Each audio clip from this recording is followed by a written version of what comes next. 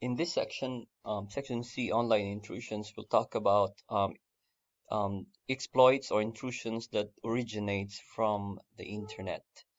And so basically, um, you get online intrusion if another computer somewhere in the world using the internet gets into your computer and it's not an authorized access.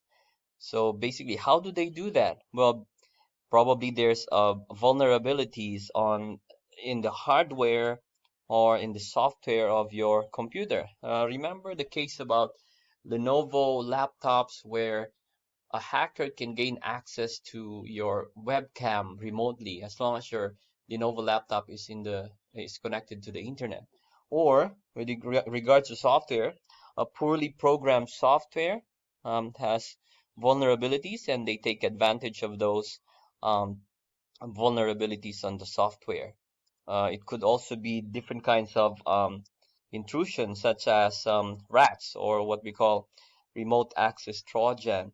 Um, Remember in section B we talked about Trojan. It's a software that may have been installed when you downloaded something from the internet.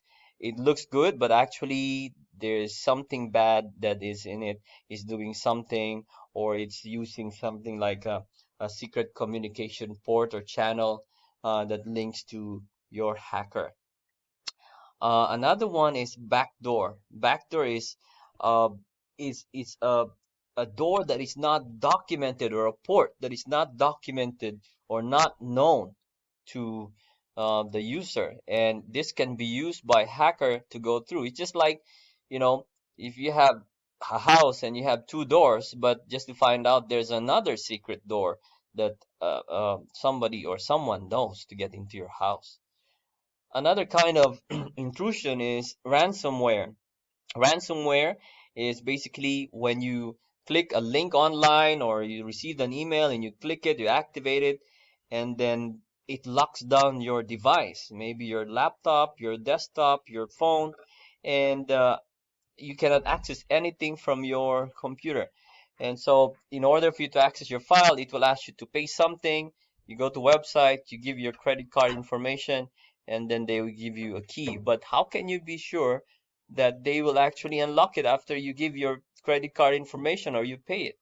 So it's very dangerous. This ransomware is very, very dangerous. What about botnets? Botnets are basically computers that are controlled by hackers. So how do they get the control of your computer? Well, you again maybe a Trojan and you access a Trojan and on the internet and then it installs something in your computer and it at any given time the hacker will activate that bot to control your computer. And what would they do with that? Well, basically if there are so many bots, so basically your computer is a bot, and if there are thousands or millions of bots, it's what we call a botnet.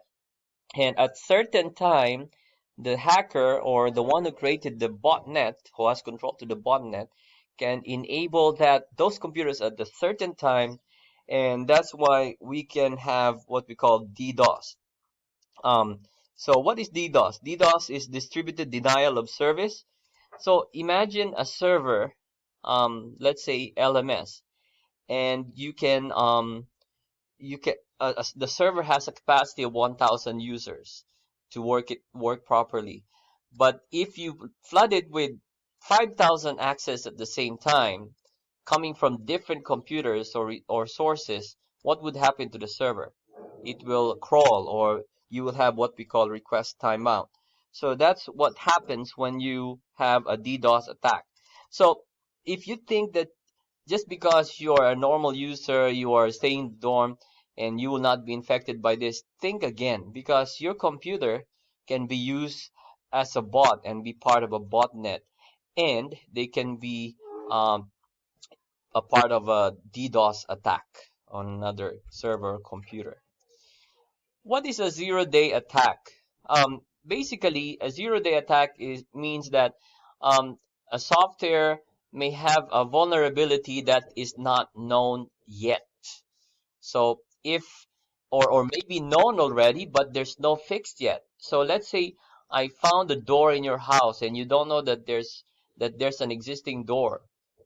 I can go through that door unless you know, unless you knew about the door, then you will not have a way of protecting your house because I can go through that door.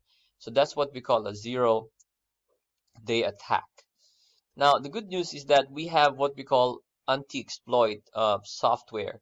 Um, Maybe your antivirus or one of them is called a firewall. So what is a firewall? A firewall is a software or a utility that a software or a device that is designed to block unauthorized access. So basically, you just it's a software or hardware that allows good communication, and you can block doors that are not supposed to be open, or what we call ports. Most computers has what we call personal firewall, and you can go through your Windows and you type firewall, and this is Windows 10. I have not used firewall. So firewall, you can block any communication within your domain, private and public. Public is the internet. It's not known to your network. So you can customize that. You can explore that if you have your when in your free time. So this is the Windows 7 or Windows 8, I think firewall. They changed it already in Windows 10, the latest version I have. Okay, so basically you just allow the doors that you want to or the ports that you want to open on a firewall to limit the access to your computer. So basically that's how you protect your computer from online intrusions.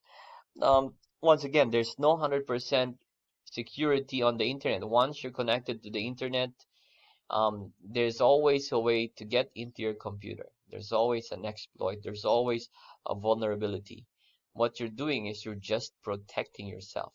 Just an example, uh, given this threat about the COVID-19, there's so many infected people already. Yesterday there was 114,000 cases, and it says there's 65,000 already who recovered.